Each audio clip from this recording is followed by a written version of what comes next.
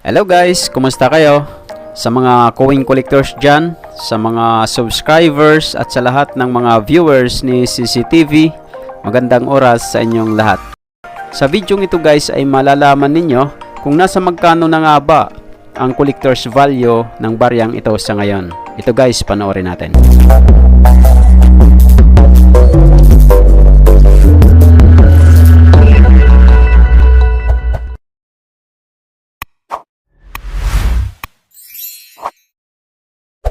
Ngayon guys ay dadako na po tayo dito sa ating pag-uusapan ngayon. Ang tungkol sa ang bagong lipunan 5 piso na ito. Ang 5 piso po na ito ay kasama sa ang bagong lipunan series. Itong ang bagong lipunan series guys ay ginawa mula 1975 hanggang 1982. Nakasama nga po ang 5 piso coin na ito na kauna-unahang ginawa na 5 piso coin noong 1975.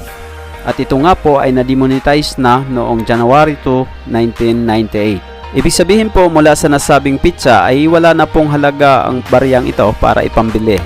Wala na po siyang halaga para gamitin sa mga transactions. Ngunit kahit demonetize na po ang baryang ito, ay may halaga pa rin ito para sa mga coin collectors na katulad ko.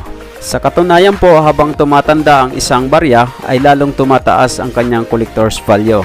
Sabi pa nga ng isang American writer na si Kate Klesa, "Just like old librarians, old coins are often more valuable than they appear at face value." Panghuli natin na pag-uusapan guys ay kung nasa magkano na ang collector's value sa baryang ito. Sa aking pagre-research guys ay magkakaiba ang mga presyohan.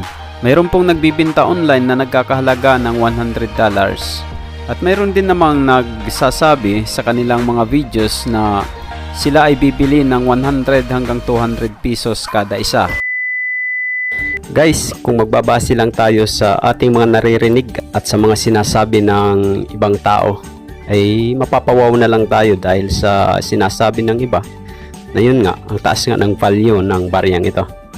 Pero mga ka-CCTV ay hindi po natin dapat gawing basihan kung ano ang sinasabi lang ng ibang tao.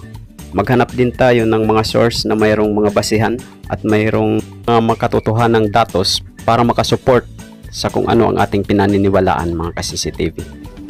Guys, kung mayroon kayong hawak na barya na ganito sa ngayon at gusto nyong malaman kung nasa magkano, ay kailangan mag-research din tayo. Mag-research kayo, gamitin nyo ang internet para malaman nyo kung nasa magkano na nga ba ang presyohan ng baryang ito. Tulad ng gagawin natin ngayon, subukan natin mag-open ng ating Google. Ito, tingnan natin. Na-open natin ang ating Google. Yan, i-search natin ang 1 piso 1974. At tingnan natin dito sa Numista Philippines para makita natin kung ano ang mga datos na pwede nating pagbasihan. Ayan mga ka-CCTV ang lumabas. Tingnan natin dito. Suriin natin dito kung ano nga ba ang mga bagay na dapat nating malaman dito sa record tungkol sa baryang ito. So mga ka-CCTV, ayan, tingnan natin maigi. Nandyan yung kanyang presyo, nandyan yung year yung ginawa ito. Itong nandito sa record na ipapakita natin ay 1972 at 1974. Para naman po kay CCTV, ang bintahan po ng mga coins na ganito ay depende po sa mapagkakasundoan ng nagbibinta at ng bumibili.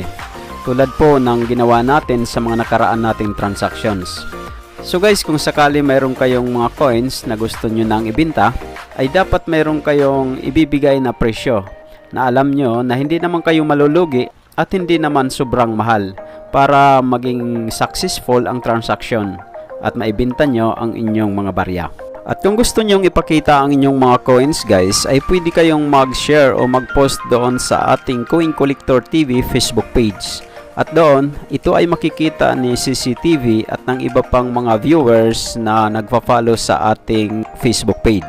Sila din po ay maaaring magka-interest sa iyong barya at pwede rin na sila ang makabili nito.